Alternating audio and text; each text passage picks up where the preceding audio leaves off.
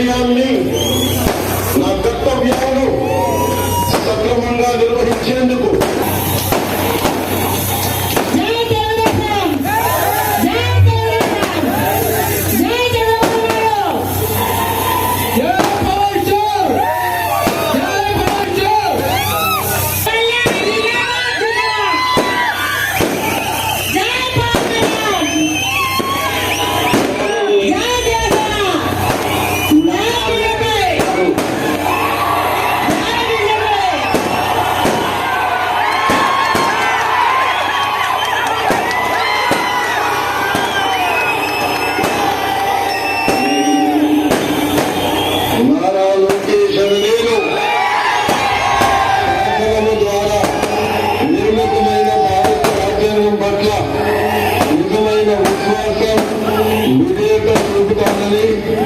భారతదేశ సార్వభౌమాధికారాన్ని సమగ్రతను కాపాడుతానని ఆంధ్రప్రదేశ్ రాష్ట్ర మంత్రిగా నా కర్తవ్యాలను శ్రద్ధతో అంతర్గత శుద్ధితో నిర్వహిస్తానని భయం కానీ పక్షపాతం కానీ రాగద్వేషాలు కానీ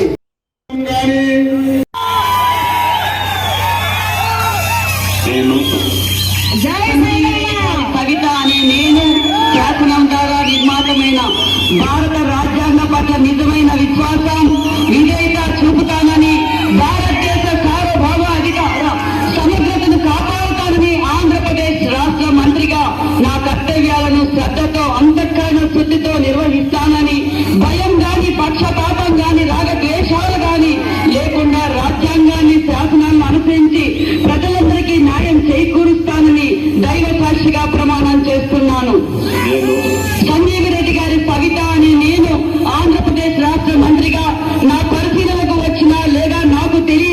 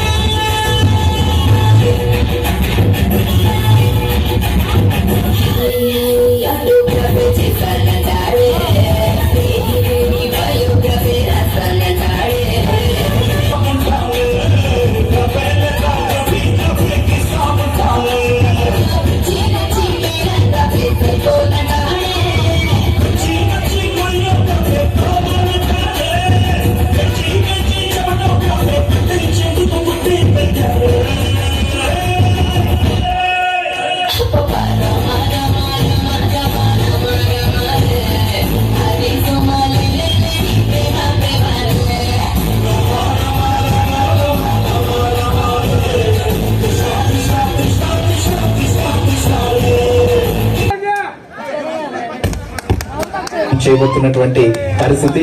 సో ఇది ప్రత్యక్షంగా చూసేందుకు ఇప్పటికే అటు శాసనసభ్యులు కావచ్చు, పార్టీలకు సంబంధించినటువంటి ముఖ్యులు కావచ్చు, ప్రభుత్వానికి తమ శుభాకాంక్షలు కావచ్చు ఆశీర్వదించేందుకు కేంద్ర మంత్రులు అమిత్ షా, జేపీ నడ్డా, ఉన్నాయి